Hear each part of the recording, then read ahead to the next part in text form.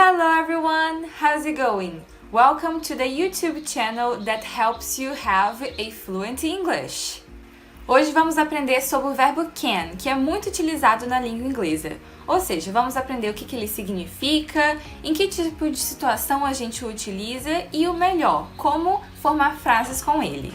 Esse verbo can é um dos mais comuns do inglês e eu aposto que você já deve ter visto ele por algum lugar. O Barack Obama, na sua campanha eleitoral dos Estados Unidos, usou o verbo can como um dos seus slogans. E ele falava assim, yes, we can. Então, sim, nós podemos.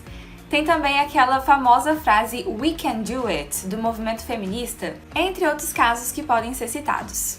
O can faz parte de uma categoria especial de verbos da língua inglesa que se chama modal verbs. Entre eles está o can, could, should, would, might, may, entre outros. Mas o can é o representante mais famoso desse grupinho.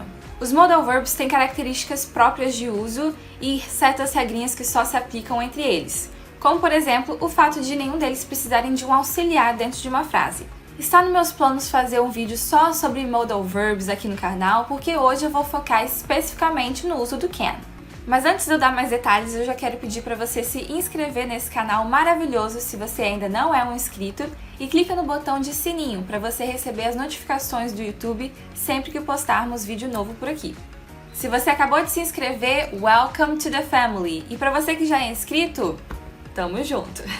Sem querer pedir muito, já deixa o seu like aí, porque eu sei que você vai gostar do vídeo e se você deixar para depois, aposto que você vai esquecer. Então clica no botão de curtir aí. Se inscreveu e deixou seu like? Então, let's go!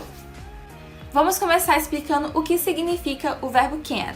Então, ele tem algumas possíveis traduções para o português, como poder ou conseguir. Por exemplo, I can speak English. I can speak English. Então, eu consigo falar inglês.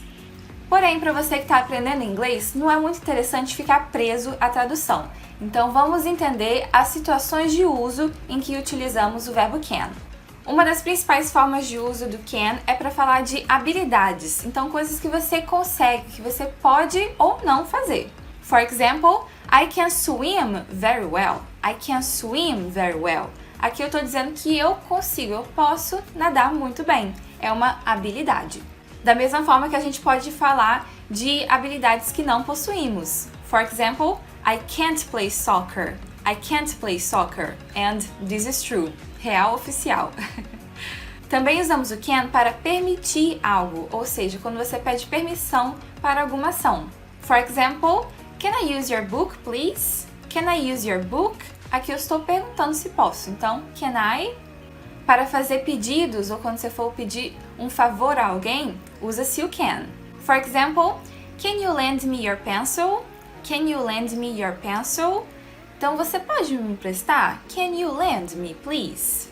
Outro uso comum é para falar de possibilidades, coisas que podem ocorrer. For example, smoking can cause cancer. Smoking can cause cancer. E o último uso que eu vou falar aqui é para ofertas, quando você for ofertar algo a alguém. For example, can I do anything for you? Can I do anything for you? Posso fazer alguma coisa por você? Você está ofertando, no caso, a sua ajuda. Pois bem, entendemos até então as situações de uso do verbo can para falar de habilidades, permissão, ofertas, pedidos e possibilidades. Agora, vamos entender como encaixar o verbo can em frases, como cria affirmative sentences, negative sentences, interrogative sentences. É o que vamos ver agora. Pelos exemplos, vocês já conseguiram entender mais ou menos como funciona, mas vamos ver na prática. Quando você quiser afirmar algo usando can, usa-se primeiro o sujeito da frase, então pode ser um nome próprio ou um pronome como I, you, he, she, it, we, they, enfim, um sujeito, alguém que vai fazer a ação da frase. Depois utilizamos o verbo can e o verbo principal da oração. Então o verbo can está ali para alterar e complementar o sentido do verbo principal, mas a gente sempre tem que colocar um verbo depois do can.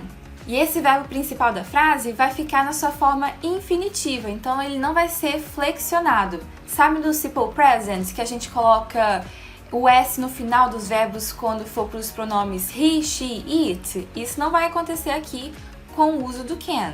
Se eu quiser falar I can dance ou she can dance, você pode ver que ficou igual, só mudei o sujeito.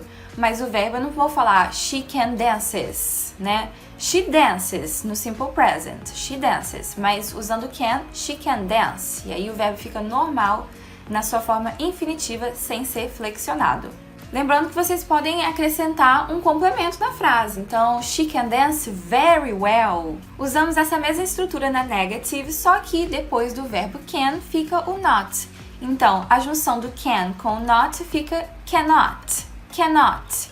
Só que o cannot é mais utilizado em conversas formais ou quando você quiser dar muita ênfase na negativa. O mais comum mesmo é ver a forma contraída do cannot, que fica can't. Repeat after me. Can't. Então, se eu fosse transformar aquela frase que eu dei de exemplo para negative agora, ficaria she can't dance very well. She can't dance very well. E por último, vamos ver como faz para poder fazer perguntas usando can. Em inglês, quando se trata de interrogatives, a gente sempre tem que acrescentar um auxiliar ou mudar alguma palavra de posição dentro da frase. É o que a gente vai fazer agora com o can. Na affirmative e na negative, primeiro vem o sujeito, depois o can. Agora na interrogative, esse can vai ficar antes do sujeito. Então, se eu quiser perguntar, ela dança bem? Ficaria can she dance well? Can she dance well? Vocês podem observar que eu coloquei o can antes do sujeito, antes do she. E é assim que utilizamos o verbo can. Deixa nos comentários frases na affirmative, negative e interrogative fazendo uso do verbo can para você praticar sua escrita em inglês. E confere na descrição desse vídeo o link de uma atividade online que eu vou deixar lá para você colocar em prática tudo que aprendeu por aqui. Espero que vocês tenham gostado do vídeo e que essa dica de inglês tenha sido útil para você. Vou ficando por aqui and see you in the next video.